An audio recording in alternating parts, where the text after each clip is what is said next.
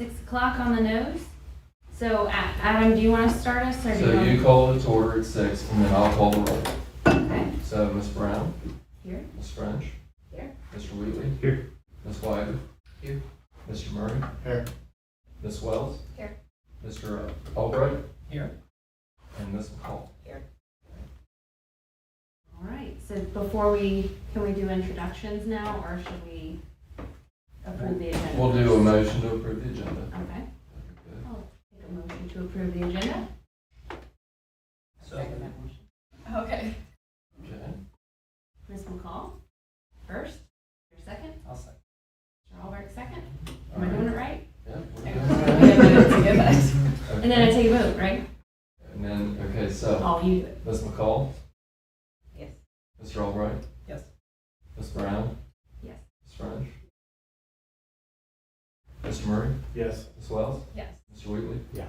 Ms. White? Yes. So you can see we're learning the format here. Thank you all for your patience with that, and thank you. I know I reached out to all of you and said, okay, we've had a little format change, and I apologize for any misinformation about that, but we kind of were creating and learning new as we went. So I appreciate your flexibility with that. And I also want to thank you for being a part of this. We're really excited to have some of these discussions that I know are going on in the community and in our schools every day, and we're hoping to give a voice to that here at this table. So I appreciate you all being here. So we wanted to start by doing an introduction. If everyone would go around the table and kind of say maybe what you're hoping to accomplish or get out of your participation on this group, and then we can all kind of get to know each other. So I don't know, I'm going to put Mr. Wheatley on the docket here and ask him to go first. Good deal. All right, my name's Andrew Wheatley. The secondary curriculum director here at Lakota. I'm a 5th year on the job. Actually taught here for 6 years over at Plains a long time ago. Then but worked in a few other school districts in different roles. Actually went to school here at Lakota, and my kids go here, so very invested in the community from the standpoint of just where the roots are at and everything else. So. Oh, what do I want to accomplish? Yeah, I think what I want to accomplish is be able to hear from the community members and be able to, take that perspective in and make sure we can make decisions that are good for all of our kids based on what we're hearing from everybody. My name is Christina French. I'm the elementary curriculum director. This is also my 5th year in this role. Andrew and I started the same year. Prior to that, I was the principal at Hopewell Elementary for 9 years. And prior to that, I worked in Fairfield. And so I also have kids in the district. I have 2 Lakota East graduates, and I have twins that are in 4th grade. So I'm pretty invested in our school district, our curriculum. I want to make sure that we're making decisions that are good for all kids. The thing that I'm hoping to get out of this is a safe place to be able to talk about curriculum, talk about things that have come up, gather people's opinions. It's really hard to do this job on an island. And so I would love to have a safe place to be able to talk about those things and make some decisions together and really move forward with positive decisions. So I'm looking forward to that. Oh, I'm the treasurer. I'm just hoping to take minutes. I'm Lori Brown. I'm the Executive Director of Curriculum and Instruction. This is month 3 on the job for this one.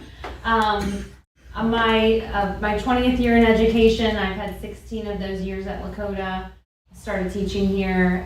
My background is an intervention specialist. I've been a assistant principal, a special education director, a student services director previously here. And I'm looking forward to piggyback off Christina a little bit, the open dialogue. There's a lot that we've heard out in the community, and there's a lot that I think everyone wants to talk about, and we'd love to get all those opinions here at the table and, as Christina said, make some good decisions for kids. So I'm excited to just see where we can take this team and see how it can help our community. Michael? All right. Well, I'm Michael Albrecht. I'm a graduate of Lakota. I attended Cherokee the year it was built, if that helps to date me. But I'm also a parent of 2 children in the Lakota. And I've worked my entire career in working with special education in the public schools in the county. I try to be involved in the community and in touch with various community groups. I guess what I'm hoping to get out of this is just an opportunity to improve the district that I feel like has given me and my kids so much up to. Always looking for ways to improve it. Vanessa Wells. I have a daughter in the district now. I actually have a really different background from everyone. I taught in the military, but I taught adults. And I used to think that until I started going to school for it. Then I realized, there's a lot going on in the district. You do hear a lot. I like to be as involved as I can, but I really think that we need, I guess my goal would be to find some peace, common ground, and maybe, settle some of the things that we are hearing in the community and try to find a way to get past all that. Hello, my name is Regina McCall. I have a freshman in the district. I have a unique background. In healthcare a long time, and then I worked in community college for quite a few years. Then I work in a local school district right now, so I've kind of been the whole gamut of probably as far as working with people. What I would like to get out of this is to inform everyone as far as the community and have some open dialogue to include everyone as far as Lakota. Lakota is very diverse. I want to include everyone and make a safe space for people to talk here and to address any issues that may come up in the future or have come up as far as that. And also to just work together and to show that things can be accomplished even if you Diane Wyatter. I'm a 10-year resident of Lakota. I have been in higher education for teaching for about 27 years. And part of my goals here are to really help with understanding and seeing the alignment between the curriculum and the learning outcomes that we have as a community, and also to see where improvements can be made, changes to assist the students, particularly interested in how they connect to the workplace and their preparation for the workplace as well. I've done curriculum reviews at the graduate level, and been involved in curriculum development, those areas as well. So as everybody, just bringing that uniqueness to the table, really wanting to help the school board and the teachers, the administration, and really doing what we can to provide education to students. Ian Murray, I am a Lakota grad. I have 2 Lakota kids right now, and I will eventually have 3. He's only 1.5 yet, so he's got a few years. But my background, I spent almost 15 years in public safety. I was a firefighter and paramedic. Worked and did training in that capacity. Also do a lot of youth mentorship. I was involved in a program the Chamber used to run in partnership with Lakota called Impact 21 that was kind of career exploration and leadership skills development for high school students in Lakota. I currently am president of a video production company, a small business in the community. We also are partners in the Lakota internship program as well.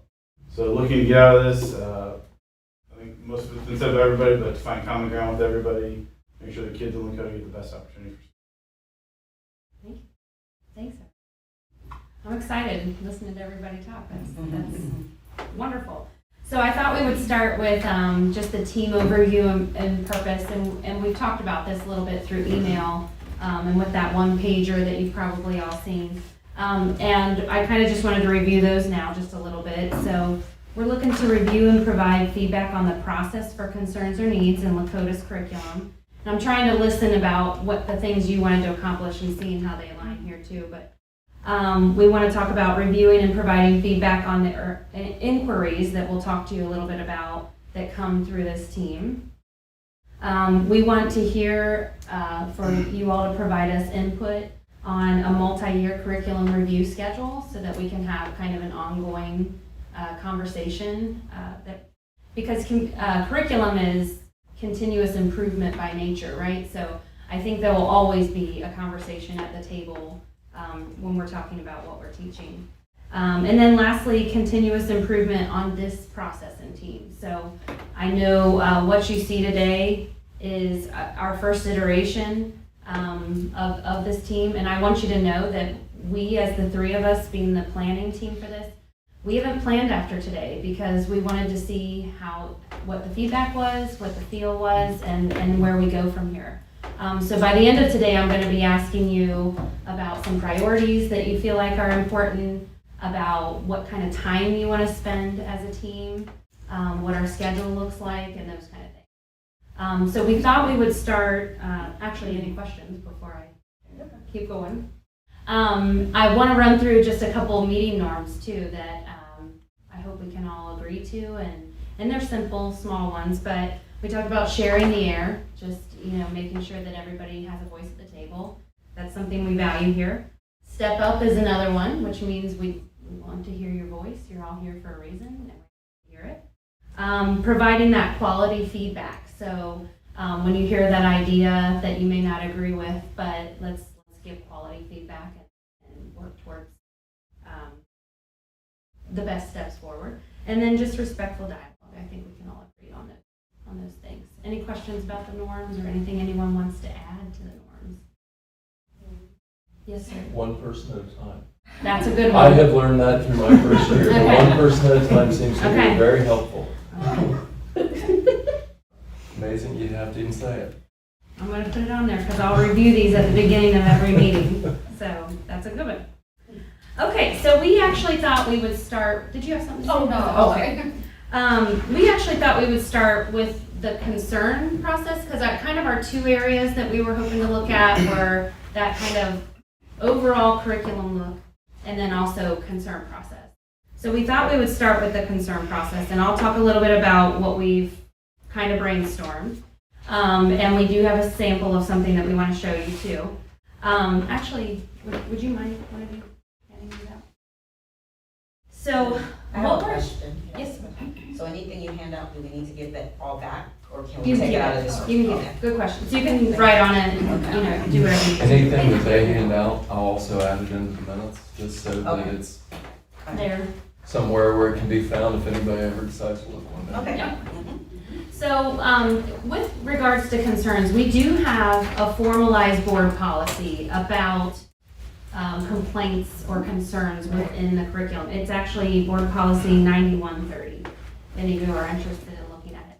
And that's a really formal policy that talks about if you want to challenge something that's in the curriculum, we'll put a team together. It's actually a little outdated because it says like a media specialist would be on the team, which we don't have media specialists anymore, but it's about like if there's a book in the curriculum that I want to challenge, they put a team together. The person who brought the challenge can have 15 minutes. The teacher who believes that it should stay there has 15 minutes, and then that team votes and decides if it stays or goes.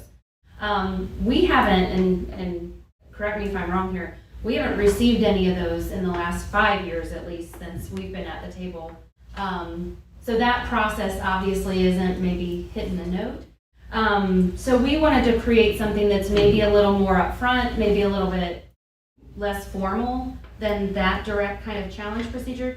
So what we brought to you today is maybe an idea. We were thinking about having a spot on our website where anyone from the community, parent, community member, student, even teacher, because I know when Christina and I were talking about this, she even said, there's some things I'd love to toss out there to have discussion about that have come up over the years. But we talked about having a space in the website where they would click a form that would look kind of like this.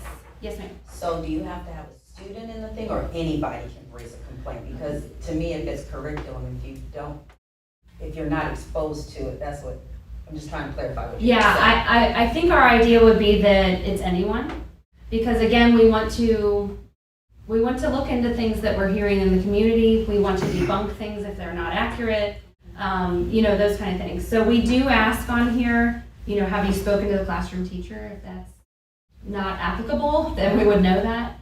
And we can kind of just get a vibe for what's going on in the community, what the conversation is. But that's good feedback, Regina. That's something to think about. And all of this is not currently on our website. No one has seen this but you guys. So we'd love your feedback on that. But the idea is that they would come and fill this part out. Now you'll notice that the nature of concern, there's check boxes but no text. We were kind of thinking this team might help identify some areas that we would use as check boxes. And we could also have other there, with a free type in kind of thing. But the idea here is that someone could identify a concern, and then it would trigger us as the curriculum department to dig in and see and do a little investigation and see what's going on there. And then on the flip side, on the back side of that, this is us kind of thinking through what a response would look like. So to be clear, this hasn't been in action. We have not used these forms. But we tried to kind of just map out what it would look like on the front end and on the back end. Okay. And then we were thinking that as that goes on throughout the school year, we would bring to you guys some reports back to say, here's the type of inquiries we're getting, here's the amount we're getting, here's some questions that we really grappled with, and kind of have you guys weigh in on some of those things and give us some advice back. So real quick, we would Yes. see this after you've already completed the response. Yeah, so Okay. for timeliness sake, we would want to act on it pretty quickly, but of course we would give you guys kind of the overall, I just have no idea how many of these we would receive. Okay. It could be 2, it could be 500. So depending on how that would go, we would And come back. potentially for student privacy issues too. Yeah, That's a of course. Yeah. concern, most likely. And what- Yeah, and we want to be sensitive to our teachers and all those different things too. So, but this would give us an opportunity on our downtime as a meeting, as a crew. We wouldn't want to wait till the group gets back together. So we would have kind of an internal look at that and then bring the majority, the bulk of the conversation to this group. Regina, were you about to say something? Yeah, so if it was a community member, is there any way we can so if you say the teacher or teacher's involved and if they contact the teacher, is there any way this form can be, is there's a parent or great idea. community member and then you say, skip to this section? Because I think somebody from the community reaching out to a teacher, I would not be comfortable with that at Yeah. all. So there's a community form and then there's a form for parents or people who have kids in the district. That way it separates, not to separate to lower the complaint, but I wouldn't want them reaching out to a teacher unless they have firsthand experience with that teacher. That's a really good idea. And we Okay. do envision it being like a Google form, so you Okay. can branch, and they Okay. can choose who they are first, and it could branch to, Okay. that's a great suggestion, I like that. So maybe a community member, a parent, a student. Yeah. Are there any other roles we would? Would community members, I'm just trying to understand how they would have come into contact necessarily with curriculum if they weren't a parent or a student. Maybe records requests. I know some people in the community have been doing some of those. Now, how the extent of that, but possibly that way. Well, let's face it, Facebook. I mean, a snapshot of something and someone may say, hey, I want, the district to look at that or to respond to that. Or it could be And this will be a way to trigger that. a potential parent in the area who doesn't have kids in the district yet. who has- And what we'll do in just a second is have Andrew and Christina are going to kind of talk through some examples that they've dealt with, that if they were using this, what that would kind of look like. And I think it might speak to some of what we're talking about here. But I love that suggestion of like a branching form. So do we want to go there, and Andrew and Christina, if you guys want to share? Can I go first? Yeah, either one of you. Yeah, so I think 2 years ago at this point, got an email from superintendent said, hey, can you look into this? And so read the email and I was like, oh, that's interesting. I just so happened to be in the classroom observing about the incident that took place, so that was a good one for me. So, and I knew reading the email right away that what was described in the email from the parent wasn't what I saw in the classroom.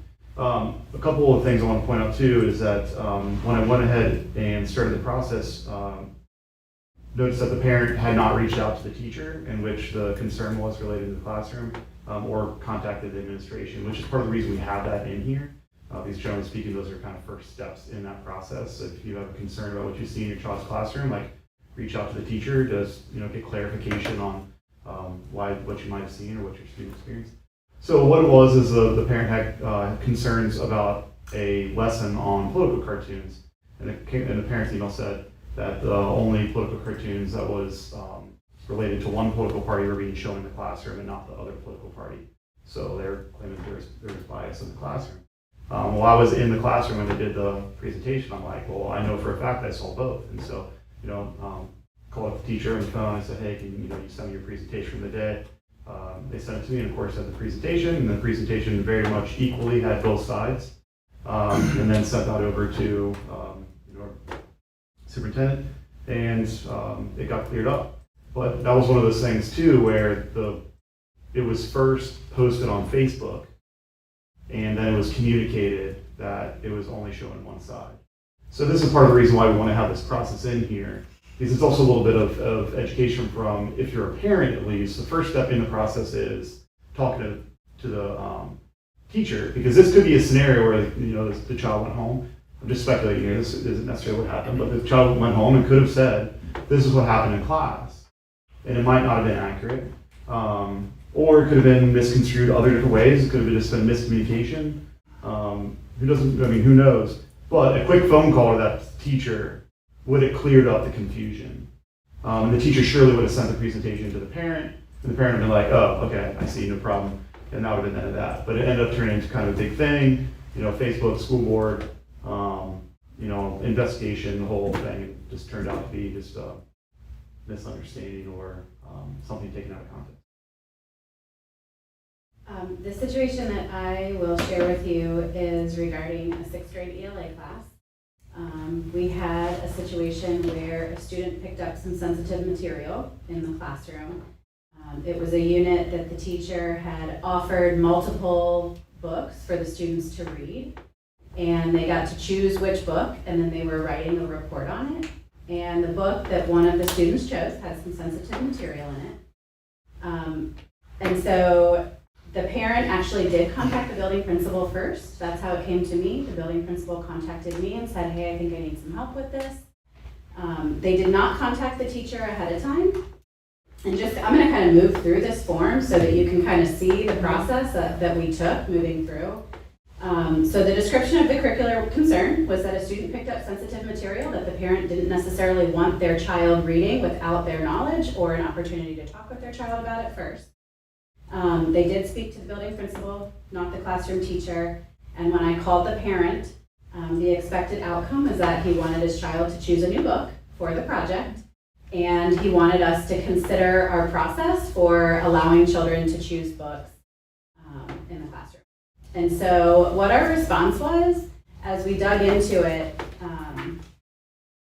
we did decide to put an investigation in place. We did feel like the book that was chosen would not necessarily be a book that every child should have access to, and so we wanted to know how that happened. What we discovered is that in the classroom libraries that we purchase for our students, there's a wide array of books and topics that come in those libraries.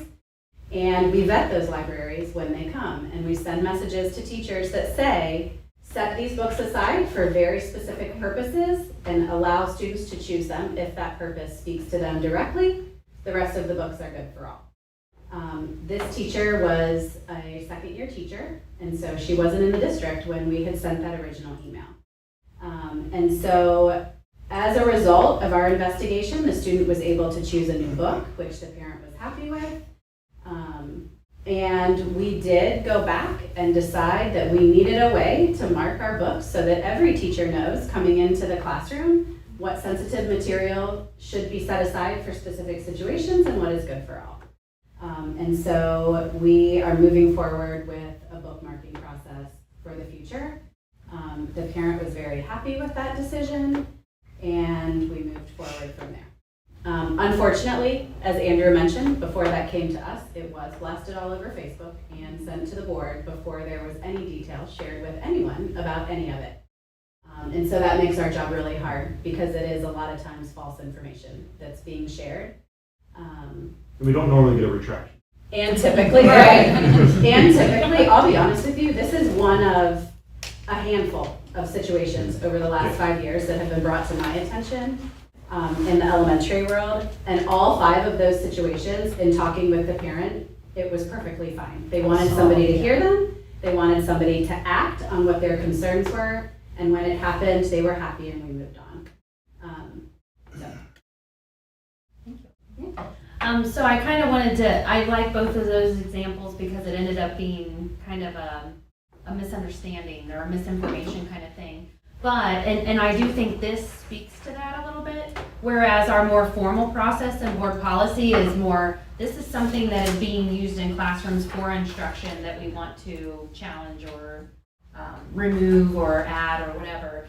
So we do think that these can kind of work together in tandem and don't really conflict with each other.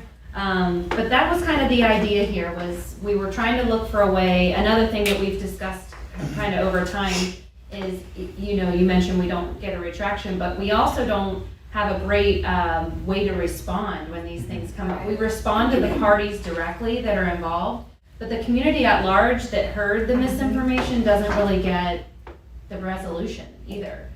So that's something that's been on our minds is just, you know, we value the community's feedback. We want them to have good information and input. So I think we're trying to maybe address that a little bit with this process too. So given that, I just wanted to open it up for discussion. If you guys think that this is a good idea to kind of place this on our website and the process as we've discussed, and any feedback you have regarding any of that. I like that it's a standardized process. Creates a paper trail. And we're intending to kind of, I'm wondering, you know, again, I don't know how many of these that we'll receive, but I'm also wondering if we'll see trends in what we're hearing, you know, what kind of inquiries we're getting, that we can maybe take a bigger look into trends when those come up. So right now you're getting a few, it sounds like, concerns from parents that happen this way. Are there random concerns that come in, broad concerns that come in? I'd say usually they're pretty targeted, but I haven't heard too many very broad concerns. They've usually been kind of just targeted at a specific item or a specific article or something like that. But you guys, this is just like broad concerns tend to be brought up at, you know, board meetings and public comments like that. But yeah, from a specific concerns, that's, you know, but we act on specific concerns that are directly related to students. So, I think the one thing we wanted to have in here is we also wanted that when people are providing these things, that there's like evidence.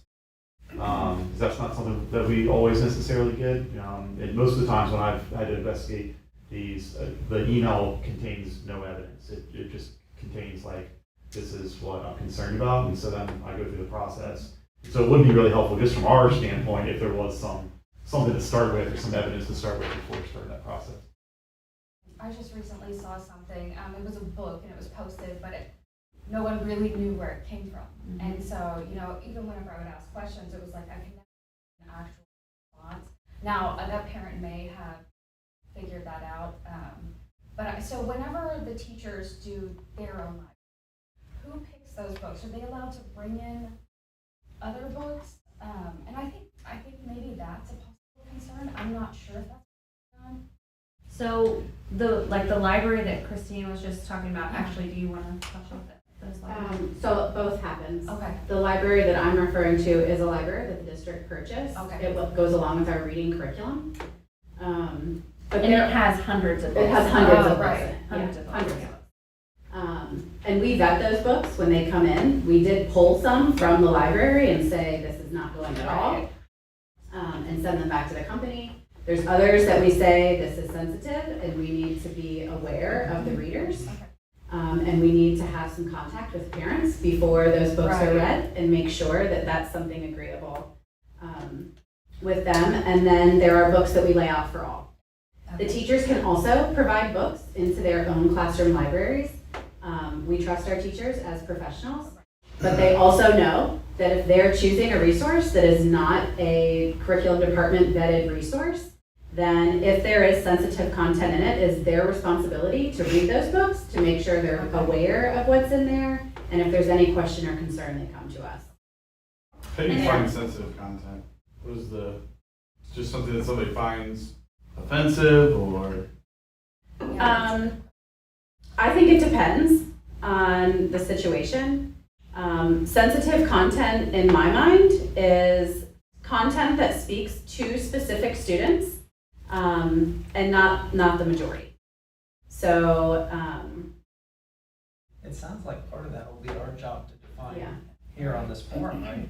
These categories. Well, and I think by sensitive, she also means it's developmentally appropriate. It's appropriate for being in school, but some families may deem it sensitive, some may not. So I think it's that gray area of, we also very much respect that parents will say, that's not a topic I want my child reading about. So that's what I think you mean by sensitive topics. But when she says that, that does not mean that we found it to be developmentally inappropriate or an inappropriate use of curricular resource. It was aligned to the standards, but just a topic that maybe someone would object to. So there's a little Just gray because- area in there. It sounds like. Absolutely. Yeah, just because a company sends out a library of books does not mean that that entire library of books is good for all students here. Other schools, they might be. Here, maybe not necessarily. And so, we're looking for, there are situations where it is developmentally inappropriate and we pull the book off the shelf. We pulled a few books from this specific library off the shelf when it came. And then others that contain information that parents may want to have conversation with their kids about before they pull it off of a table and start reading it on their own. But it's by no means outside of the stretch of the development of a sixth grader's mind, right? Scope, and I think too, is I know some of the books, I'm an avid reader, I have family members that are avid readers. I think we also need to consider, when the teachers have libraries, parents have their libraries, a child could bring another book to school that a parent doesn't want their child reading. Right. And, not that I've experienced it, but I know that has happened. So sometimes when those books are moving around, the question is always, where did it come from? It doesn't necessarily come from a teacher or staff, because they do. Kids from, somebody who's in a school, kids from first grade on are switching books, not because they want to share content, but because those kids who like to read will switch books.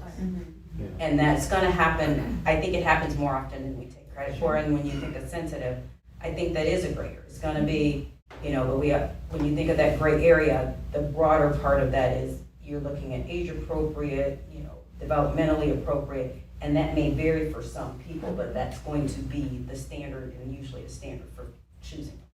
We also try really hard to personalize learning for our students in general, where if a parent comes to the teacher, and this is why the go to the teacher first is on this form, if a parent goes to a teacher and says, I don't want my student to read, or my child to read about the following topic, the teacher can adapt to that if they know ahead of time. So that can be considered sensitive for that particular student, right?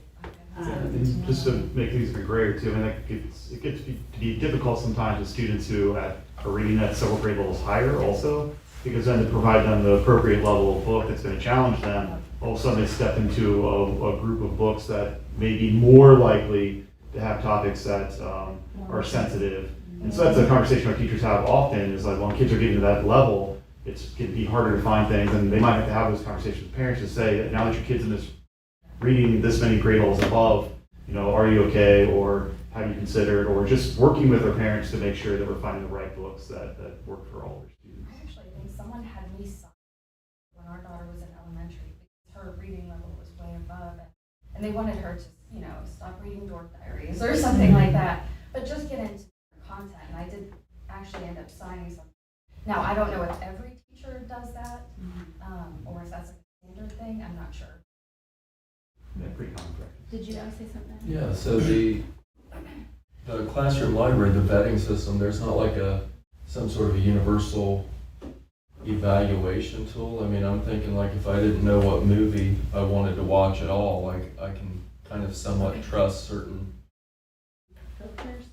Well, Yeah. or like, you know, they used to have Siskel and Ebert would give it 2 thumbs. Well, okay, well, if they gave it 2 thumbs up, it must be okay. I don't know. Right. But things like that, so it's almost up to the individual district to make the decision, which could be different Lakota versus that school versus Well, that school and versus keep that in school. mind, we want to have diverse materials that reflect our students and that they can see themselves in. So a different district looks a different way. And so they're gonna pick and choose different materials that speak to their students. So we're trying to strike the balance of having that diverse collection, but also respecting how, what parents feel about what their kids are reading. And I think we can all agree what we've kind of taken away from that particular incident was how can we get better communication with parents so that they are aware. There's several parents who have kind of weighed in and said, I just want to know what my kid's reading about so that we can talk about it at home. Not necessarily that it's too sensitive or anything like that, but I just want to be aware. So to that point of the letter and things like that, we've been thinking a lot about those processes and how we can do that. How do parents and students know about that, I don't call it the secondary library, but how do they know that there's another set of books and how to get into that and request it? And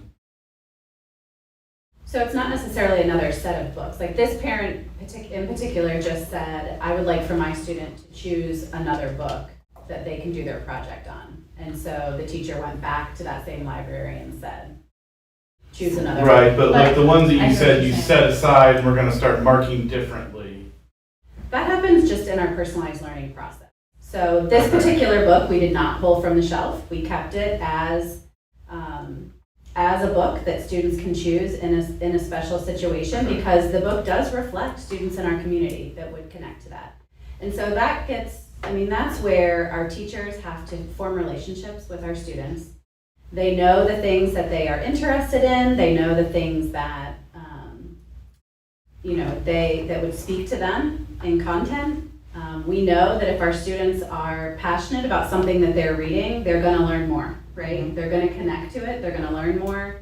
And so it is our teacher's job to make sure that our students are connecting to the literature that they're reading. And so the teacher would simply walk back over to the table and help the child choose another book. Is it fair to say that those books are a library for teachers, but they're not necessarily a library? They're libraries to be used to teach in a classroom as part of the curriculum. Because when it says library, I think people are thinking like there's a separate library that parents can't access, but that's not the case. These are books that are tied to curriculum and assignments within the classroom, and the way, because they have these big groups of books, is because they're using them for a whole class or a whole grade. So those are not going to be on a library shelf. They're connected to the instruction in the classroom. So it's not necessarily a textbook, but it's tied to what the curriculum is in that class. Is that fair? That's fair. And coming up here in a little Okay. bit, we're going to show you how we build curriculum. And I think that will help answer the question too. So in this case, it wasn't just sitting on a shelf all Yeah. year long. Yeah. The teacher pulled it out as a unit that they were learning about in the classroom. And then that bucket of books goes back on the shelf Yeah. until next year's sixth graders get to that unit. Thank you And for I would clarifying just that. add to that too, our students speak their minds, so they will ask. They ask for different topics. They'll say, I want to read something on this, I want to learn about that. I've seen this title, can you get that in the hub, So they do, reach out and ask for different topics that they want to know. So, okay. So am I hearing everyone say, we like the idea of the process? We can before we deploy, we can kind of put together the Google form and, Do you want to? Oh, yeah. Yeah, we did not cover the, Yeah, the you type wanna of do- major concerns though. yeah, so if there's, we can take suggestions on this, so we're looking at the nature of concern box. And we were kind of trying to let this be an area where you guys could give some feedback to say, what are some things that you've maybe heard in the community that you have experienced yourself, or that you think would be kind of some subcategories. And the reason we're making them kind of checkboxy is that so that we can see commonalities or trends and Yeah, those we kind of can pull things. data after the fact and say Yeah. this many of this type. So we'll definitely have an other where there's a free type there, but are there any suggestions or thoughts about? I think two things come to mind immediately. One is the developmentally appropriate, and then sensitive topic.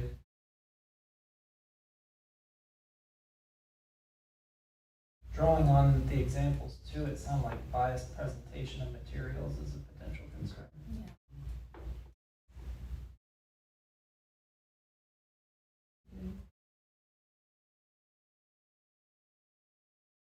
Would it be out of line to say something that is not aligned with the curriculum? No, Okay. it's the right choice. Sound like how I talk to the auditors. Is this part of your program?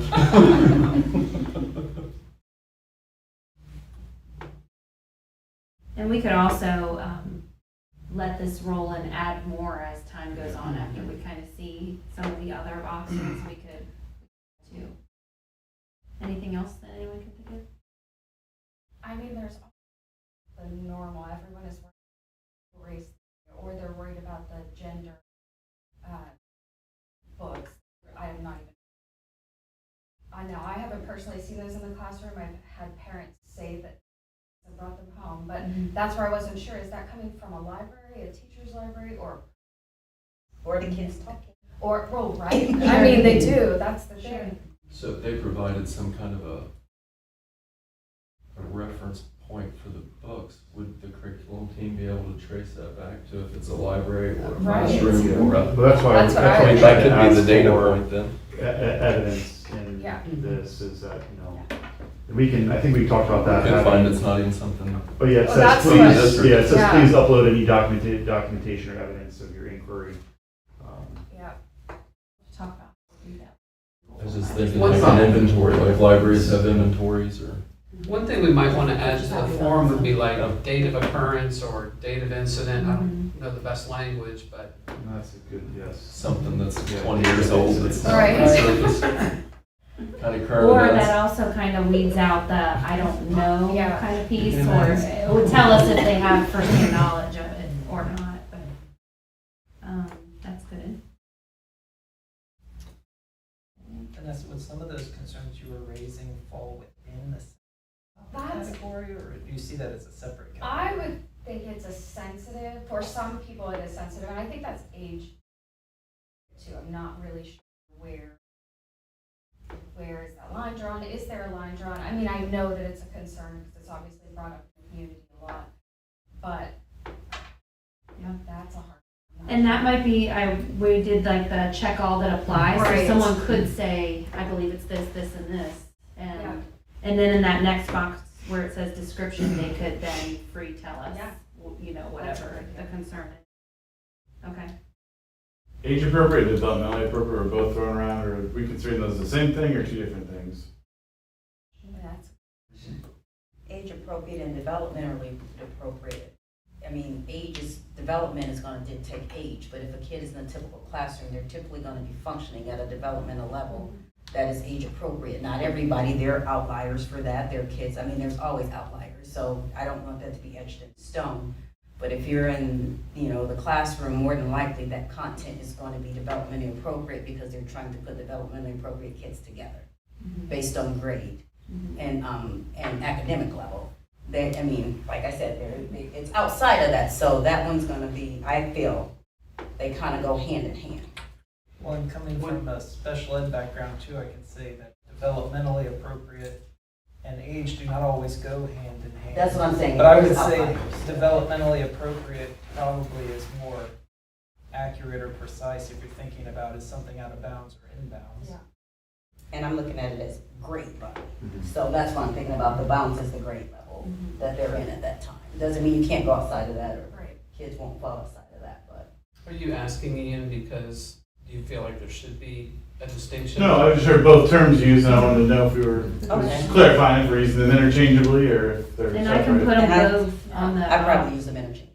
Because I you had mentioned, some students might want something that's a little more advanced for them developmentally within a Right. standard classroom. And I might suggest, as you're saying, that we use both. Developmentally and Yeah. or age appropriate. Yep. I mean, generally speaking, this is just a category that's supposed to help us do data, track Right. data, and ultimately the details are going to be played out Right. later on. Well, and since it's kind of an initial form, seeing how that does play out, as people use it, how they might interpret it, those who are making the complaints. Parent might just say it's not age appropriate, not fully understand developmentally appropriate. Yes. I think we'll add to these boxes as we go too, and we start to see the forms and we're like, oh, that one doesn't really fit under any of those categories, let's make another category. Mm-hmm. I agree. I think that's exactly what will happen. Mhm. And should happen. Yeah, right. Okay. Anything else on suggestions? We will work on, after today's meeting, cleaning this up, putting the final form together, working on the website, communication. Maybe just two other considerations. Mhm. One might be, so we've got the nature of the concern, and as Michael said, bias in the presentation. It might be helpful to know, was this, what type of material it is. I'm not catching it, but was it a lecture? Was it a book? Was it Okay. Yeah. something, was it a, Homework assignment. Right. exactly. Yep. So similar checkbox type of, or Like a type of material. just an open-ended response. Or was there discussion? Were they allowing some discussion on it? Exactly. Yeah. Classroom discussion. That might be a Playground. good point to track. You're right, because there's a big difference between That's a good a idea. classroom discussion that's a teachable moment that students brought up Right. versus, a whole class book that's assigned. Or a formal presentation like your example. Yeah. And we had an incident where it was a student presentation that, Mhm. that people had concerns with. That was an interesting one because then it kept on getting brought back up every 3 months like it had just happened. And so. That picture just kept. It just kept on, circling yeah, around. so that's a perfect example where Dave incident and, would be helpful. Yeah. So, That is Yeah. true. We had Right. an incident with a picture and it came up every 3 months. every 3 months, somebody else found it. I think I know which Brought it one up you're too. talking Yeah, about. yeah. It might be helpful if that was a checkbox with the same kind of thing, a I like it. checkbox and then I like that and too. then a line item that, Okay. that kind of says So, describe or all something. right. So teacher presentation, student presentation, discussion. Classroom discussion, Book or Book. article, yeah. Yeah. Online, online resource, article, yeah. Mhm. or resource, yeah. Yes. Recorded resource. And Video. There's a lot of pieces. Are you guys okay if we rework and send it to you through email and you can give us Sure. some feedback on it? Okay, Mm-hmm. great. I Okay. had one more thought, Lori, but it might be too amorphous or in the weeds. When I'm thinking about some of these concerns, like me personally, I'm not as concerned about the material itself, but rather how it's handled in the Okay. classroom. I would like for my children or any student in Lakota to be able to approach any topic critically, critique it, and have their own opinions about it. So I almost wonder if one concern would be material is being presented without the opportunity for students to be critical of it. Okay. That kind Okay. I don't know how Or to Do you word think it. that's a discussion nature? on it, yeah, and open-ended, I mean, have the kids, I know our daughter, one of her teachers it's an advanced teacher, and she had them arguing different perspectives, which I thought was great, because then they got to sit around and talk about it, and then, they all understood what the other person was saying. I mean, I just think that's helpful. Yeah. But if it's just one-sided, then it's, I think that might get covered in the response, like when we do the investigation, that's what we're gonna look for. I know that, I'm just trying to think back of all the ones that I've gone through. I mean, the political cartoon one's a perfect example. They thought that it was one side, it ended up being that it was both, and the kids got to talk about it, and the teacher handled it very well. That's an example of a lesson that could be done incorrectly with almost the exact same materials, right? And I think that goes for I think you're right, that goes for most of them. I think that will end up coming up into the discovery phase. And it's something that's important, and I just know for a fact that the other ones that we have in the secondary world, for exactly that, that the snapshot might have not looked great, but then when you looked at the actual instruction in the classroom, it was completely appropriate and aligned with standard. Yeah, you make a good point though. So I don't know, we'll think about that, but I think it'll come up in the discovery. And I'm stealing the word discovery. I like that. Yeah, discovery's good. That's better. Yeah. Okay. Thank you all for that feedback. We will work on that and send you an updated version of that. Perfect. So now we're going to get into just a little background on curriculum. I know a lot of people, may have different ideas about what do we actually mean when we say curriculum. So I've asked Andrew and Christina, they're going to go through a little bit of background here. And I do want to say, just for length of time and where we're hoping to get at the end of this, after we talk about this curricular piece, about the background of curriculum, we're going to talk a little bit about just the future structure of our meetings and the schedule. And then the only other thing was have some open discussion about particular areas of topic that we want to proactively look at. Because the concern process is kind of our reactive process. And then we want to talk about what proactively we want to look at as a group. That's what we're hoping to get to by the end of today. So I know we're off on time a little bit, but I just wanted to. So I'll turn it over to you. You want to start? Yeah. So Andrew and I are going to talk to you a little bit about what curriculum and instruction is and how we decide what our students are going to learn and how they're going to learn it. So curriculum and instruction, although those two words are used together a lot of the time, they're actually two very different things. I think of it as curriculum is what we have to teach and instruction is how we teach it. And so the what we have to teach is dictated by the state. Lori, will you pull up my case example? Okay, so the state tells us in every grade level and every subject area, you must cover these things over the course of a year. And so if you'll click on Ohio's Learning Standards and go to page 14, these are all on Ohio Department of Education's website.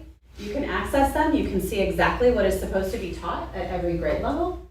Look at you. I know. On the site. You're coming into the curriculum world. First time I've ever been there. I'm so excited. Okay, for some reason page 14 is not 4th grade. Will you go down to 4th grade for me? Oh, Maybe it's page 12. Oh, you see. Yep. There, go back up one more. There you go. Okay, so any teacher who teaches 4th grade social studies is given this document by the state that says these are the things that you must cover over the course of 4th grade in social studies only. So every subject area has a book that looks like this that says in this particular subject area all of these topics have to be covered.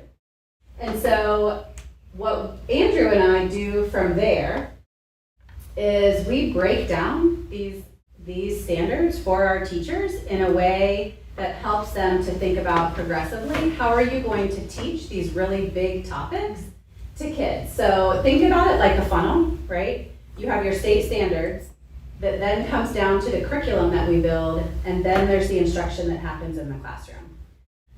As a district, as a whole, we live in the state standards and the curriculum world. Our teachers as professionals live in the instructional world. So we tell them what to teach, they decide how they're going to teach it, and we provide them resources to do that. So I'll show you what those resources look like if you'll go back. So what we did, this is an example of our 4th grade unit on Ohio history. And so when we say unit, just for you to kind of gauge a little bit of a realm of what that means, there is anywhere from, I would say, 4 to 6 units per subject per grade level, okay? So we take all of the standards under 4th grade social studies, they deal with Ohio history, and we build them into a unit. And so built into that unit is we talk about how are we going to break down this really big standard on Ohio's history into manageable topics for kids. And so we have those essential questions that we focus on. Then we decide, and by we, I mean teams of teacher leaders that we bring together over the course of the year to make these decisions. I don't sit behind the desk and write all these, our teacher leaders do. We then decide what vocabulary are we going to use to teach these topics.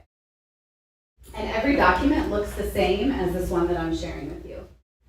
We keep scrolling down. We then break it apart into what do we want our students to learn. So the standard says they have to learn this. In student terms, what does that mean? We call them I can statements. So I can describe ways in which laws protect people's rights. So at the end of this unit, our students should be able to do all of those things.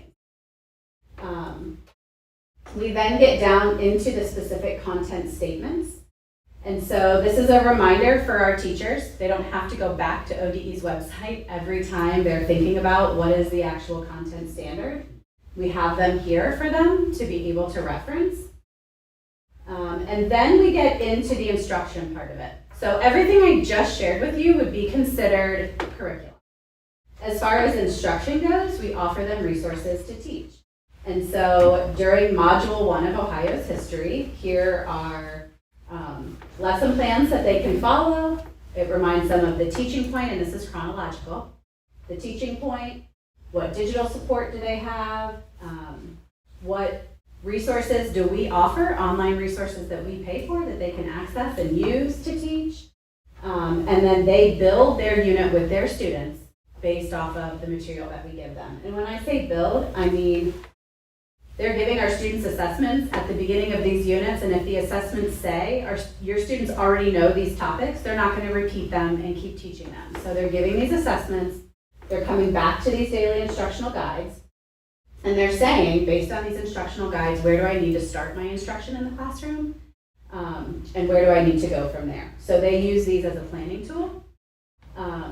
If they have something that they have built or created, they are professionals. They are able to use those resources in the classroom if they want to. These are really just guidelines for them to walk through those.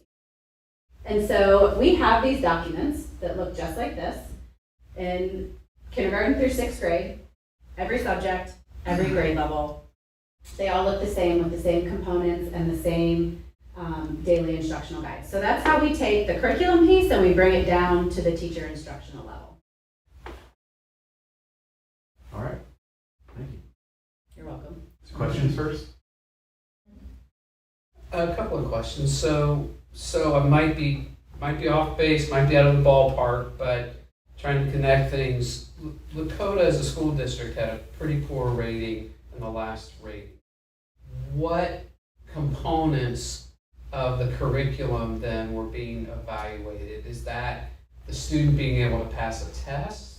Is it other things that were being evaluated? Does that make sense? Mm-hmm. So you mean evaluated on our end, On or the what did the curriculum end. state evaluate? Yes. So what was the state looking at when, and how did we align with the expectations of the state for that? Okay, so Can I ask one question first? Yeah. Which evaluation are you talking? Because there's like multiples. The one where we had just the recently, the one I was aware of, the poor rating where we had It's something like like, the big over. The Yeah. state report card? Is I that think what so, you're doing? yeah. Okay. So every year, our students take an Ohio State test up through 8th grade. Up through 8th grade, right? No, high school too. Okay. And, yeah. And they take the results of that test, which is supposed to mirror the state standards that you see in the book that she just pulled up. And then they rate based on student scores. It's not as simple as student scores, but I can give you an example of how we have used that data to determine what areas we need to strengthen. So one of the areas that we specifically focused on in the elementary world was some low scores in our 3rd grade reading guarantee part of the state report. And digging into that, we really dug deeply, not just into the Ohio State test data, but the other formative assessments that we give to our students over the course of the year, and determined that one of the areas that we could definitely grow was our phonics instruction. And so we made that a goal this year to work really focused on phonics instruction, not just in our early childhood grades, but all the way through 6th grade. And so we did a lot of professional development with our teachers. We built some things into the curriculum that will ensure that our teachers are using a phonics-based instruction in their classroom. And hopefully we'll see the growth from that over the course of the year. We also changed one of our assessments that we give to all of our early learners to identify what the specific phonics skill they were struggling with was. So instead of a broad overview, we changed the assessment to tell us, these are the students that are struggling with these specific phonics skills, so that we could really personalize that learning for them. Yeah, and just a follow-up with that. So as you can see it there, the achievement score, which exceeds the state standards in academic achievement, that's measuring essentially students who have passed the assessment. So we were 4 out of 5 stars in that. I think where some people are talking about is they refer to progress or growth is what we usually talk about.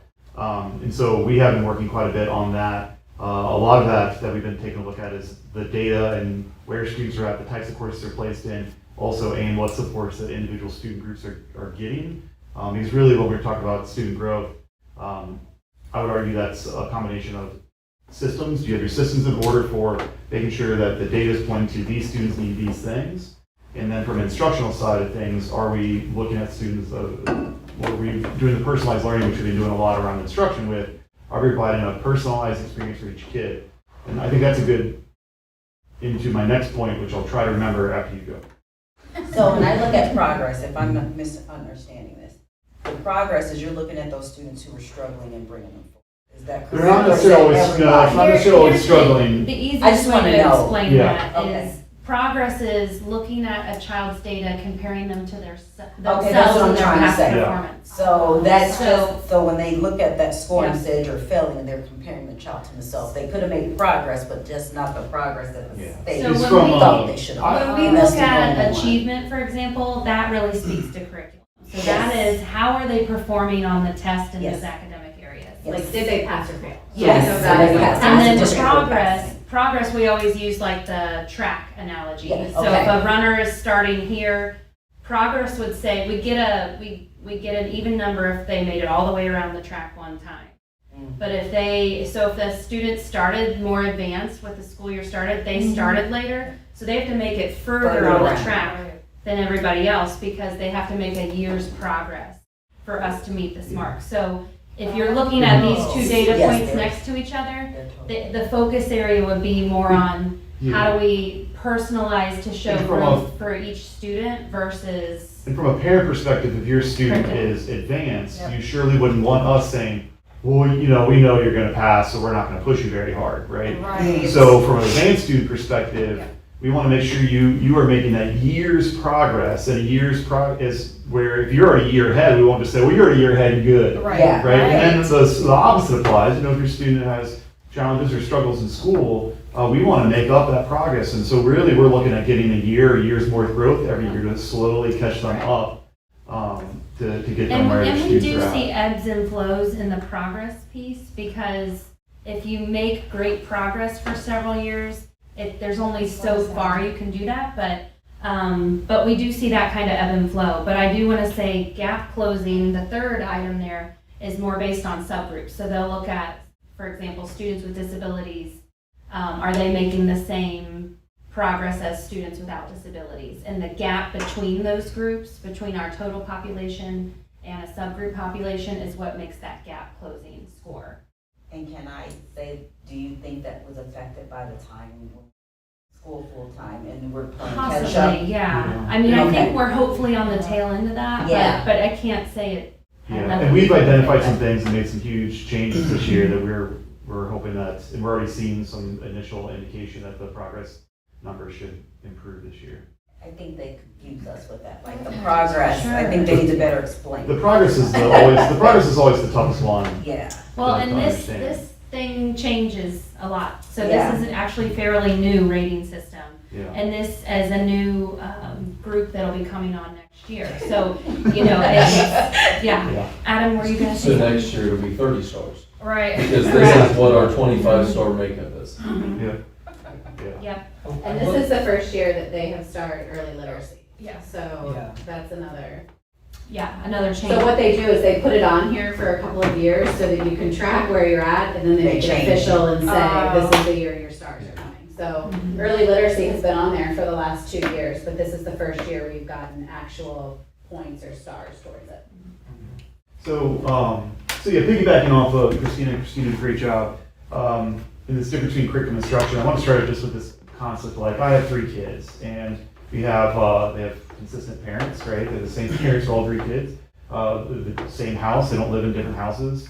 You know, the environment's very consistent. Yet as learners, they're very different. And I think most of us who, if we have multiple kids, you've probably experienced something like that. If you have brothers and sisters, you might have experienced differences between how you learn and your brother and sister learn, even though there's a lot of consistency. Now multiply that by, you know, 17,000 students and the amount of different families and different backgrounds and different environments.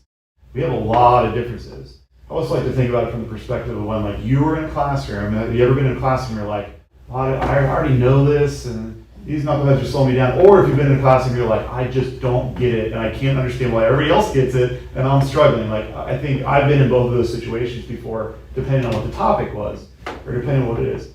And so that's the challenge that our teachers are faced with, is that there's so many different students at different places, and even within the same family, you might have different students or different kids who learn different ways or different levels and things like that.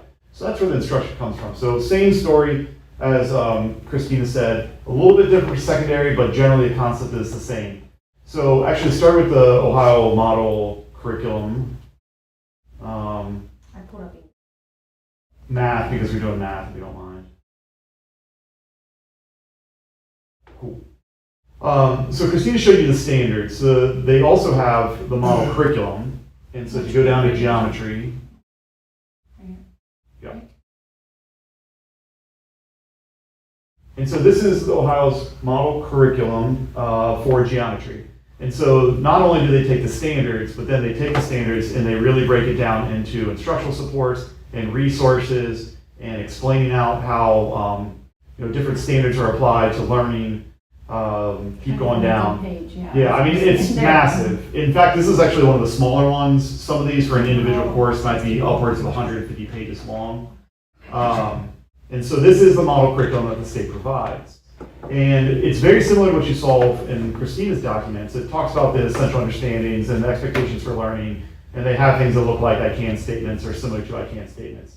So this is a massive document, right? This is the state's model curriculum. And so teachers have this, and this is linked into our documents. The next thing I want to show you is the blueprint right here. So these are the test blueprints that goes to your question. So we have all these state tests, and so we have a geometry state test. And the blueprints are actually pretty small documents, as you can see. There's 1 page. And so they have all the standards, which are then explained in the document that I had before, along with the instructional descriptions and everything else. And then they basically say, what percentage of the test does this cover, right? And so this is really important, and I'll kind of share the next part here. So then if you go to the next tab over, yeah, that should be it. All right, so this is what we make. And part of that is because those documents are a little bit overwhelming, and we want to translate that into our terms. The other part is the state doesn't give you the scope and sequence. They don't tell you what order to teach it in. They just tell you what to teach, and they give you a lot of resources and guidance on that. So we then take that to the next level, and we say, based on our calendar, right, because some schools are on different calendars or block schedules, or they run whole year classes in a semester because they teach them for whatever. Like, you have to put it into a scope and sequence that makes sense for your school district. So we, working with teams of teachers along with the curriculum department, we create this. So we have the same funnel here, though I kind of have it reversed. Is we have the Ohio model curriculum, which we turn into a scope and sequence, which we turn into a year at a glance. So if you scroll down, this is our year at a glance. A teacher can look at this document and they go, Q1, I'm doing this unit and this unit. These are the standards that are covered in the subtopics. And then you can, and the size represents how much time roughly they spend on it. And so that's a year at a glance. It's a 1 page right there. They can see it. And so that's really helpful from just if you want to quickly get a good sense of what those things are. And then if you scroll further down, it then takes each of those units. It tells you how long, 5 to 6 weeks, all the essential understandings, the vocabulary, We are in the process of aligning those to something that's called the Readiness Assessment, formerly known as Restart Readiness Assessment, which is a state program that provides assessments that are aligned to the state assessment to give us data to help say where our kids are at in the learning process so that we can personalize learning and help them out. The last thing, too, is that in math, the state has these things called standards for mathematical practice, which are more the application side of mathematics to help kids make sure that they're able to take kind of what I would consider the book learning and apply it to real-world mathematics is the general gist of it. So these are the documents that guide our teachers. Oh, Right, we don't need any It's more. gone. That's why we Take need that, to go erase back to that page from your mind. 73. I know. So, and I'll follow this up by, so that's the curriculum side. And then the instruction side, I would just say that's what the majority of like our PD days are filled with. Like our PD days are really filled with professional development for teachers on best practices on instruction and how to take that concept of here's what the state's telling you to do, and then I have all these kids that are different in the class. I also have twins in the class and they don't even learn the same. Right? and figuring out how to make sure that we're moving everybody and we're providing that experience that every parent wants, because ultimately what a parent wants is the best learning for their kid. And that might be different from you, and that's the challenge that our teachers and then us as a curriculum department are ultimately trying to do our best to solve. So we wanted to give you a scope of what curriculum means. But we also wanted you to know that there is that part where curriculum ends and the teacher as a professional begins. And the reason that happens, because some people ask us, where's the daily plan that Lakota gives their teachers? And we don't develop that because of that report card I just showed you, because that progress measurement wouldn't happen if we did the same thing in every classroom. And I don't think you as a parent would ultimately like that. At times, people are like, no, that makes sense. But then when they see the application, that's when we get to the same like one-size-fits-all type of models that generally parents are not super excited about. So if you had a student who's reading at 2 grade levels ahead, you say, no, you can't read 2 grade levels ahead because this is the book that everybody's going to read and it doesn't matter. And I don't think is the model that people want. Yeah, so we wanted to give you just kind of an overview of what that looks like. Are there any questions about any of that so far? Surely 1,000 questions. I mean, I had 1,000 questions, and this is what But I also wanted to give you the scope of, for example, this is one unit from K6. 1 unit out of 6, out of all the content areas, out of all the grade levels. And you can see how many links and documents. So we wanted to give you a scope of that before we have the next conversation, which is what are our priorities, So big idea, and how do we kind of narrow that to some focused work for this team? Ian, what were you going to say? Would you be able to send out a link to the state standard example, the model curriculum example, the blueprint example? Yes. And then is it possible to show the 2 Lakota generated forms? Yes. Now the only problem is going to be, like, I know you made a copy here, all the links within the links. What's going to happen to that? What's your thought about that? That's what I'm like. So that's where, that's where things get tricky in the standpoint of a lot of these resources are purchase resources with logins and things like that. That's fine. I just would like to Just do a look slightly more at it. in-depth view. It's like Gotcha. how it's laid out. We can absolutely give you like a version of this. It may, like the links, again, may take you to a login, may take you to something you don't have access to, but or other documents that are just internal on Google. We've kind of talked about that a lot, about how can we want to be really transparent, but we also don't, what were you saying? Something I would say is it when we put it in the minutes, you can put these Put links all these in and things stuff in like the that, and then we can just share the minutes out so that Okay. everybody can kind of click through wherever they might, Yeah. because That's a good idea. Yeah, there were the 3 state ones and then the 2, one for each of you.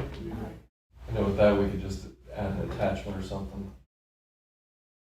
We can just do that as part of the minutes. PDF. Yes, we can just do develop something like it that. as we go. So with all that in mind, we were thinking the future of our meetings as a team would kind of focus around 3 areas. One, that proactive targeted review portion. So all of our meetings will hopefully have a piece of that, a piece of the reactive concern process information, and then the third thing will always be recommendations from this group to the curriculum. So just so you understand how that works, what would happen here is whatever information and advice that you give us, we would bring back to our teams and work through those. And then we'll give an update to the board regularly about what we're meeting about, what we're talking about, what kind of advisory items you guys have given us, those kind of things.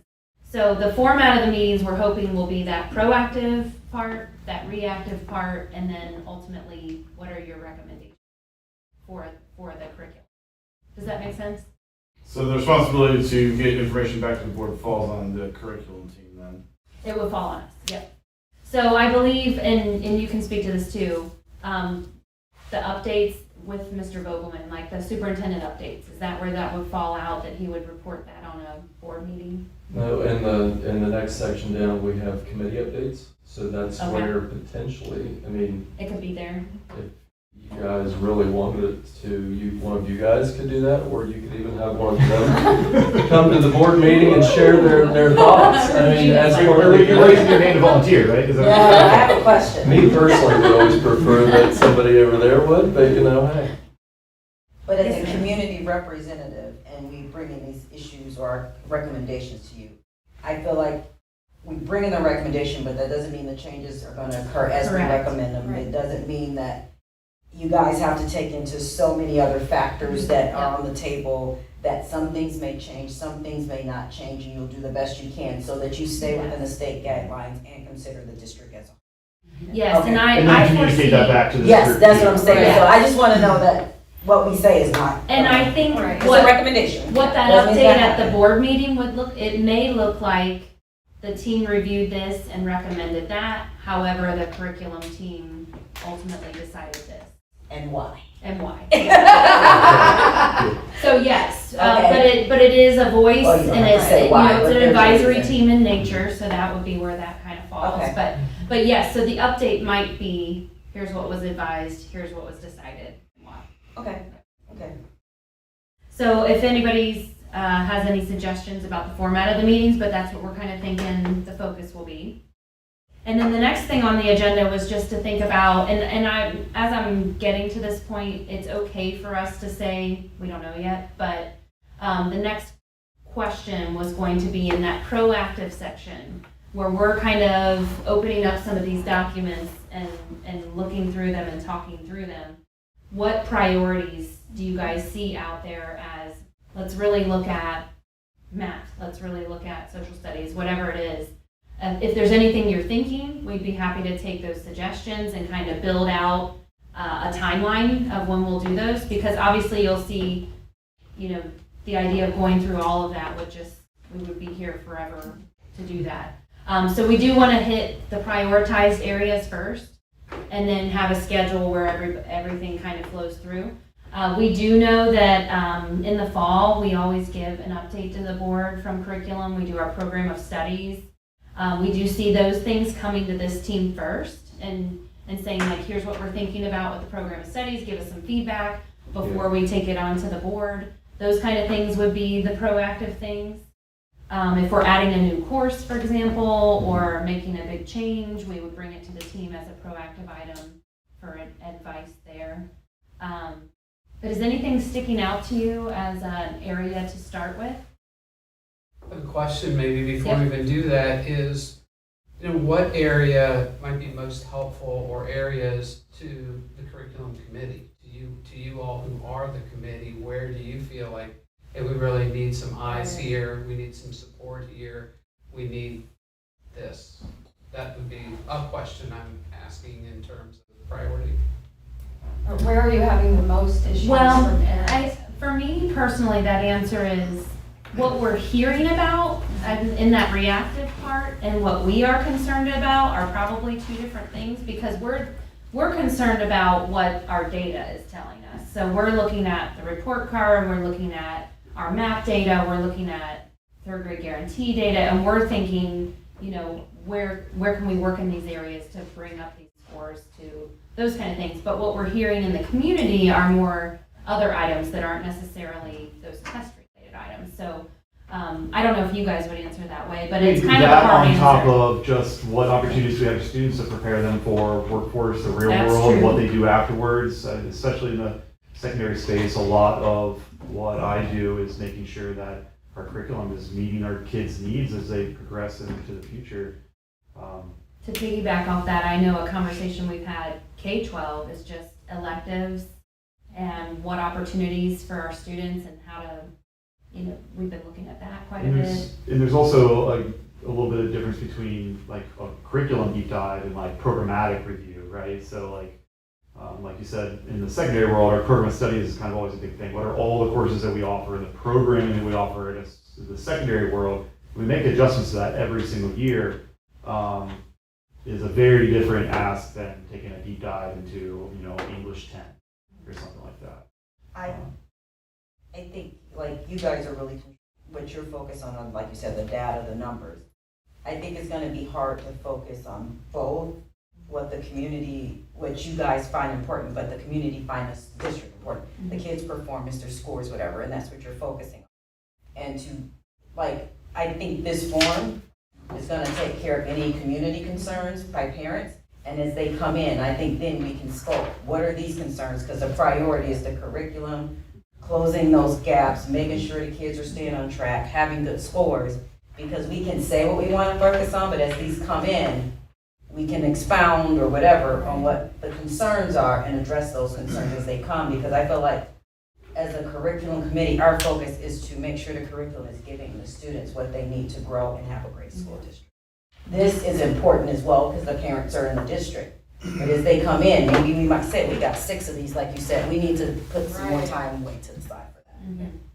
I don't know if that's how everyone else feels, but that's what I'm seeing as far, because we have so much to learn too, like if we do too much of it, And we're we'll stretching learn ourselves as too we go through it too. Yeah. And I will say, if nothing's standing out to you, we will develop, we'll pull together some priorities based on our data Yeah. and put something together, but we wanted to also give you the opportunity to say, no, I've heard a lot about this, I want to talk about that.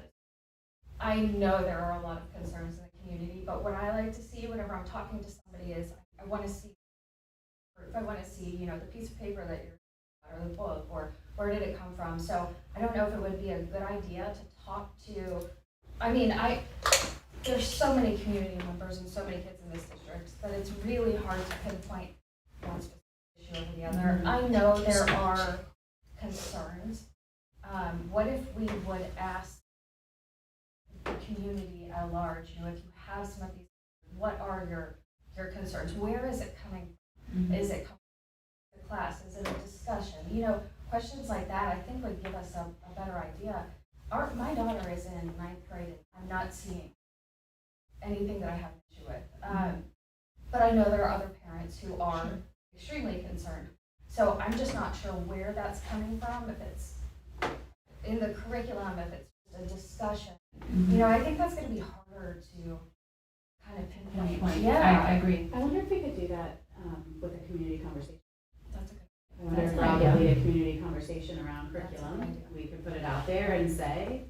Or you can do a survey. Conversation, Oh, yeah, let's talk survey. about Or you it. can do a community survey and then have the community conversation and you talk on the top 3 topics that are on there, because we can't cover them all. It's like, Right. and it's targeted. If you do a survey of everyone in the district, yeah, and then kind of have the community conversation. Good idea. Survey, conversation, survey. You could do survey, conversation, survey, but I think the community can speak for itself and we represent that when we're hearing what they really are concerned about. Right. I think they could do it in the format of a thought exchange too, Oh, because yeah. then that Oh, would I push like to the that. forefront what the major concerns are. Or the major questions. And if we do the survey, can we say why they have those concerns too? So it's just not one-sided. If you say I have this concern, why do you have this concern? Because I think it's really hard to figure out why to address Right. concern if you don't know the why. Or maybe what grades, because I feel like at some of the older grades, you know, they do talk about different things, even just the kids themselves. So Sure. I mean, it's hard to pinpoint where is that coming from. So I like these ideas. This is important. You mentioned, we were talking about conversation and you used the word question. I think it would be really important to have even just a line item, what question do you have, not just what concern, but what. That's important. On this. Maybe on the form, but we were talking about the community. Oh, kind of like the needs community that what survey or question- thought what exchange. That's a good idea. On Yeah. both, That's- so we need to that's- go. I love that. I feel what you're saying, but Yeah. that's really strongly, because we hear a lot of, Right. there's this, there's that, there's this, but there's not something specific. But I they're know. like, I know that because I saw this, Right. or my child brought this home. It's just like a really broad statement. This is what was said, or this Right. And is it what, leaves you yeah. feeling like, I don't know. Right, and you want to try to help, but it's like, I'm not sure where to help. I'm also wondering if the proactive piece, until we start getting into, like, what are the concerns, where are they, let's dig into those units a little bit further, or whatever. I almost wonder if we could look at it as, like today we did an overview of what curriculum and instruction means and looks like. Next time, we could do an overview of what resources we use and how do we choose them. The next time could be a resource on, or a session on state mandates. What does our state tell us? Oh boy, that's a long one. You know. Okay, so that's 2 sessions. But maybe it's not always like digging right into this, Right. but like, let's build To a educate us, and I foundation think we and won't be then go helpful from unless there. we get educated Yeah. on That's some of right. this. Sure. And I think something that came up, and I don't know where this would fit, and I don't know that if it would be too much to be asking of us or us maybe. But it came up about the idea of marking books. Marking books is sensitive, marking books is good for all. Maybe that piece, maybe that's drilling in too far. So I'm aware that, but the idea of something like that, grading, resources, I don't know. I know what you're saying. It's kind of a tricky space, but even just what you're saying, like something like this, I don't know. I don't know if that's a responsibility that would fall to us or not to make a recommendation at some point about that down the road, or if you're like ready to throw tomatoes at me. So, I'll be honest with you, and I shared this directly with Lori. I would love, like in the example that I used, I would love to be able to bring the specific concern to this group and say, we went through, we investigated, here's the decision that we made. How do you feel about that decision?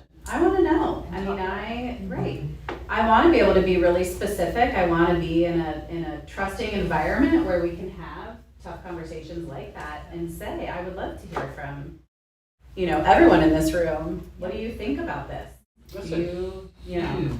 huge movement toward transparency. I love that. I agree. I like that too. I I think it's a good appreciate idea, that. and we need it. I really do feel like just to even that community. I really. And I think that reporting aspect is really important. So even in those committee meetings, you might think, we didn't do anything tonight, we did a lot tonight. Being able to report back that these are things that happened, this is what we did with this group the first night, and keeping the community, the board informed, as well as the community, about what is taking place, so that those questions that they have, those concerns they have, they can begin to open up and funnel that, wow. And just like you said, some of the stuff is gonna be hard. It's gonna be, this is gonna be a long process. It's not gonna be answers and it's gonna be building on it. It's gonna take months and months and months. And I guess that's when I think about the community understanding that this is a long process. There's not gonna be, I say something and then the result is right there. Besides, if there's, this form is filled out and you have to address a complaint. But the process of going through everything just by the massive amount of content and you're looking at all this stuff, this is going to be a long process. It's not going to be in 3 months we have a result or some form that everybody Everything can is look fixed. at. I mean, last I checked, we had 196 unique courses in grade 7 and Right. 12. So, and they all look Like that. like that. Adam, what were you going to say? So after getting through the syllabus night, is everybody committed to doing the amount of work that this obviously is going to take? Is anyone Because dropping this is- the course? I joked with Christina, like, when I went out to the website, it's the first time I've ever been there in my life. Right. I go to OD's website all the time, it's for numbers. Are you stuff. saying you want to come back? Yeah, that's what he Yeah, said. I'm starting to realize that I may be the person that drew the short straw in reporting during the committee section of, yes, we met, and I'm not part of the committee, but I can tell you that I was there. Well, and I was just thinking, oh, I'm sorry, Ian, go Good. ahead. I was add three things. One, what is the expectation of how often, how long? That's what I was how gonna much get to of- next, Okay. yep. Well, go on with your other ones and we'll come back. Number two, this was a board organized committee. Was there, other than the description we all got, was there any subjects they wanted addressed or looked into? Is like, I mean, we haven't asked them Either that, I material? mean, they could, just like any other community member. I believe, from my perspective, I believe that that was the reason why every board member was selecting Right. somebody, because if you had those type of concerns, or you've heard about those, then this would be an easy way to bring that forward. but did the board have any when they were conceptualizing? I this? believe that was, That was my Right. I believe understanding. that's what the delegates, Okay. was, and, as I was listening to some of this too, not to hijack, but it almost seemed like having people as representatives could be an easier way that if there was examples that somebody might not be comfortable going to the curriculum team with, or a teacher with, or even a board member with, maybe they could provide the examples to, Right. They this might is feel just a more separate secure. layer, yeah, because that's, at the end of the day, I believe that's what everybody wants, is to just figure out if we've got any issues and fix them. Nobody wants to have problems. Did you have a third thing? you Third wanted? thing, just when you were asking for input, my biggest thing, just from my perspective, having worked in, I don't even know if I call it skill trade, but in a non-degree job, and now having a college degree, being in a business position that works with other businesses, I think the biggest thing, school prepares kids for life after. So that future ready, kind of the Yeah. 4 E's thing, how are we making sure that what kids learn translates into Love that. the job field, no matter what that looks like. And how are we preparing kids? I had this problem when I went through Lakota. I know kids that have graduated in the last 2 years that also have this problem. You go through 12 grades of school, 13 if you include kindergarten. What do you decide to do after that? How are we prepping kids to, they know how to read, they know how to write, they can do arithmetic and all Have that a stuff. plan. Yeah. But how do we Doing, get yeah. career readiness for whatever that looks like? How do we take, what you learn in these core courses and say, I want to do this the rest of my life? Yeah. Because it gets really expensive the more, steps you have to take outside of. I like to think about like the topics where you talk about like resources, online subscriptions. I think that whole future ready, prepared, workforce ready, which is actually now an indicator in the state report card. I think we could add that to that type of list, and I know that's something that I'm passionate about too, and would love I to mean, we were share with Katie with Bauer on that from the Yeah. standpoint of we provide internship opportunities for kids to say, hey, this is a good, cheap, fast way to find out if this is something I definitely want to do that feeds my passion, or Yeah. I tried that and I don't ever want to do that ever again. So. And I think what you're highlighting too is ultimately, time and money are finite resources, right? There's only so much time during the school day. There's only so much time during a year. There's almost so much money. And so we have to make choices around, what do you prioritize? And do you prioritize traditional academics? Do you prioritize future ready workforce experiences and internships? It's hard to do 7 AP classes your senior year and do an internship during the middle of the day. You kind of got to make a choice of one of those two things. And I think what you're bringing up is something we can also just explore around thoughts from this group around some of those priorities and values and where they fall. And how do we also accommodate for a student who is very focused on one side versus a student who is focused here, and we have options for kids. I think it's just kind of another broad. And that's a huge topic that That's we a have on huge our topic right now. docket, and we have a lot to share that we can talk Especially about just how this the year, too. current workforce and employment trends are changing. Secondary education is different than it was when I went there. It's more expensive now. So there's a lot of things to talk about. And I'm even thinking, just from listening, that at our next meeting, we could focus on resources, to your point, and then maybe even join that, that rating conversation of maybe that's a possible recommendation out of that. But after you hear how we choose and what we utilize, then weigh in on how that looks. And this is the starting point. Yeah. Yeah. After all the committee work we've done this year, it does seem like it's a very nice starting point of, I would have to assume that everybody is going to kind of go back and talk to your board member that you're representing, and maybe then this feedback can lead to some feedback that can lead to the next conversation to get a better direction on which way to go.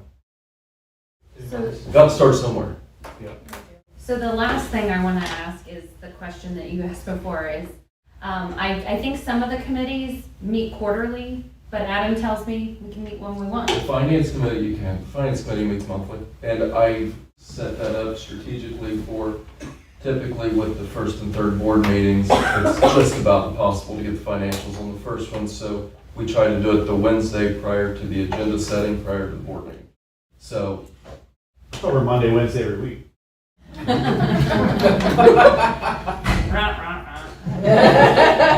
But it's been a good place for us to be able to take a deeper dive into financial aid things. We do it monthly.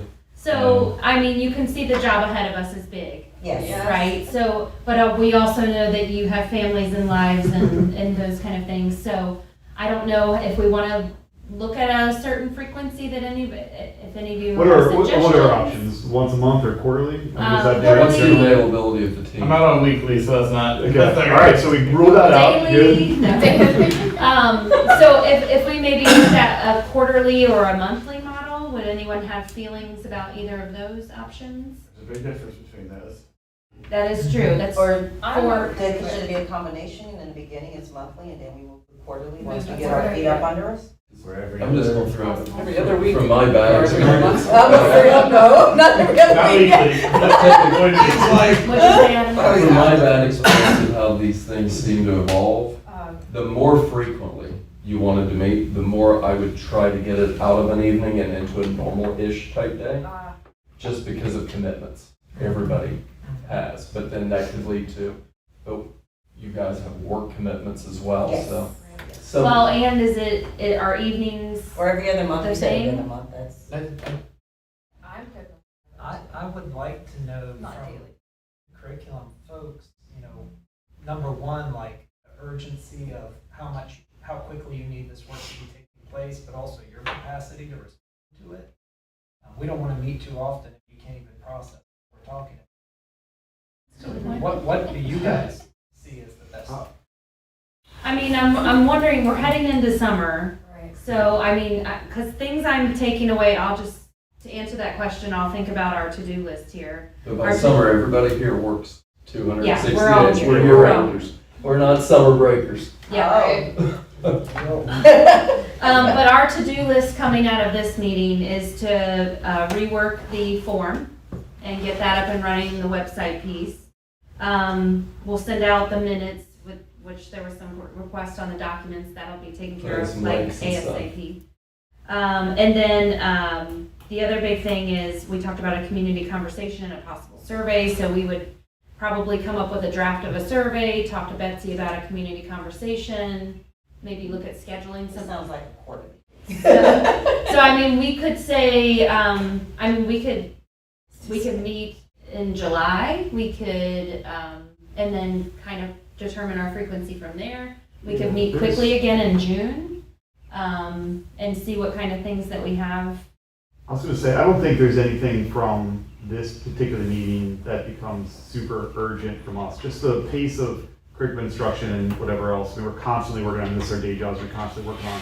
But except for the responses to people's concerns, there's not a ton of major urgency, mainly because the way our world works, we're usually working 18 months in advance on everything. So like right now, we're not talking about we are not August. trying to finish the school year. Right. We're talking about, I mean, and I'm actually spending a lot of time talking about 24, 25 right now. However, the scope of curriculum instruction is so large that, we could meet every evening and never get it all done. But I'm getting a sense of, I think based on just this amount of time, the time we took and the quality of the conversation, the people that we have in this room, I mean, I think every other month as opposed to monthly or quarterly, but more time in those times as opposed to like monthly for an hour. I'd rather do That's quarterly close. for Yeah. multiple hours or something like that, where we can have, because I think the power that I've seen tonight has been in the quality of the suggestions, the feedback, the questions that people have, and the conversation we've had. So I want to make sure we have time for that. So those are like a long non-answer that I just gave. So every other month is what I got out of that. It was. I do it every month, but I think it might be really helpful to make the first step, like, as a preliminary meeting tonight, and this is where I land, is so that we don't have to do too much bringing us quote-unquote back up to date, reviewing whatever, that it might be really helpful if our next meeting is June, and then maybe into an every other month. Part of my. I like that. Does everybody think about that? Good. All right, let's do it. What do you think about Monday nights? What do you think about the time of this meeting? I'm okay with the time. I mean, I'm traveling, I'll be around a lot in June on Mondays. So, I mean, since June is so close, do we want to look at our calendars right now? I would prefer to, but I don't know if anyone else is prepared to do so. It's gonna be the hardest part. I know, this is gonna be the holdup right here. So what about food? Yeah. Right. Adam's bringing cookies to the next We meeting, definitely, you should so. probably. We'll have a bake off. Yeah. Yeah, we could have actual food. That is like the language I speak. There's food, I'll be there. I guess it doesn't matter if we have a board meeting on a Monday, because, I mean, you won't be, right? 'Cause you wouldn't. On the board meeting, I You wouldn't be definitely here. wouldn't. When is the next? I think it's the 5th. Mhm. Okay. It's always the first and third Monday of the month, How about the fourth month? except for June. I can do the 26th.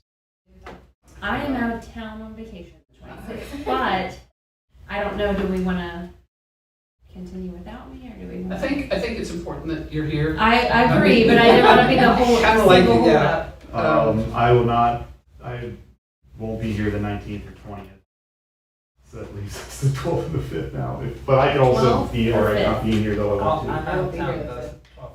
The 12th and 5th. Yes. Okay. So maybe we need to look at a different day. Oh, what is Yeah, it? we're here on Wednesdays. Yeah, I know. That's good. I'm free, I mean, I'm good any night of the Yeah. week, so I think other nights are open.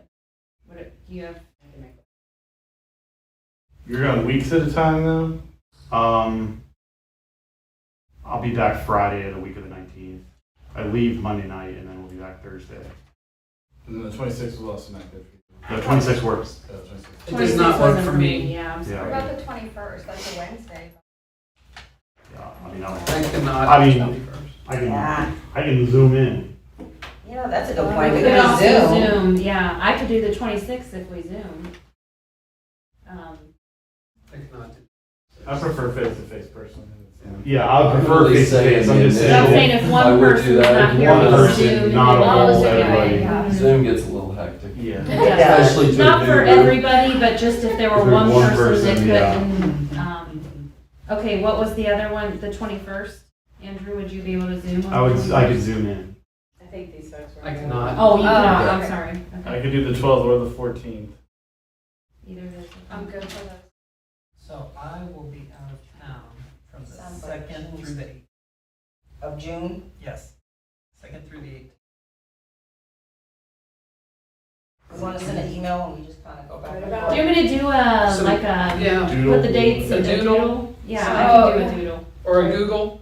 You can do a Google form or. You might end up in July though. Right. It might end up in July. Might end up, but But think then about note if we were to our- in July, it might end up in August. So. Yeah, The that's good note to true. ourselves is the further out we can plan, the more open our calendars, Right. right? Yeah. Closer, the harder, so. Monday nights is generally a good night. Mondays are good. Some reasons can be Okay. tougher Except for because we're all Monday, taking yeah. some sort of. Vacation or And whatever. Yeah. I'm willing to bump whatever Typically, before it's this, good. but out of town. Yeah. Can't bump the out of town. Okay, so our takeaways are, we'll work on the form, we'll send that out to you via email.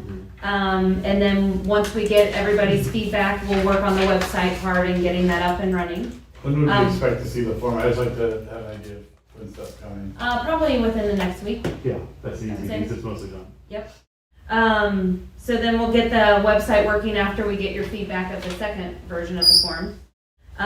We'll get the minutes out with all the attachments that we talked about. We'll develop some next topics around resources for the next meeting. we'll talk to Betsy Fuller about a community conversation and a schedule for that, and a possible survey that we can draft up and maybe discuss at our next meeting. And then I'll send out a doodle to get our, whatever it's called. Doodle poll. Yeah, a poll for the next date that will focus on June, possibly creep into July if we. Sounds good. Yes, sir. I think a format suggestion. Mhm. Is it possible to square this up so we can see people better? I Yes. agree. We can do whatever we want. These are our rollers. A square would be helpful, Yeah. so there's more. Yes, that's And absolutely. our backs are gonna a be great shut suggestion. down. But yeah, It's, it is what it is. it's, I the know. concern is the committee, it's just. Yeah, Yeah. yeah. So yes, and we can absolutely do that, and hopefully have a little more like a One of the relaxed easier environment. requests. Yeah, yeah. Yes, I was like staring down the road. But I just want to say I appreciate all of your time. I'm already excited about a lot of the suggestions that you made. I mean, this provides a ton of value for us. Like, this is very helpful, so Yes. we very much appreciate it. And, Appreciate you guys and we being never so want here. to take advantage of your time, so we will always try to be organized and on time and all those different Did you things. send us We out in advance appreciate and I all of missed your it? time. Yes, Thank thank you. you. I know this is The actually. agenda, No, did you send the we- agenda in advance? I will do that next time. I would say, usually I put it in my computer, take notes, I was like, Yeah. don't It's take in notes. your, it's in your notice, right? What's that? It wasn't this time. But we can do, I'll send it to you guys on our own, yeah. What I've done with the committee meetings is I just did like I'm assuming that you can. I've got a Google Doc that has the agendas, because my very first one, everybody said, I wish I had this in advance. Right. So I just shared it with everybody, and I'm like, well, there you go. Everybody's got it as far in advance as you want it now. Right. So maybe you could even do something like that. And then when it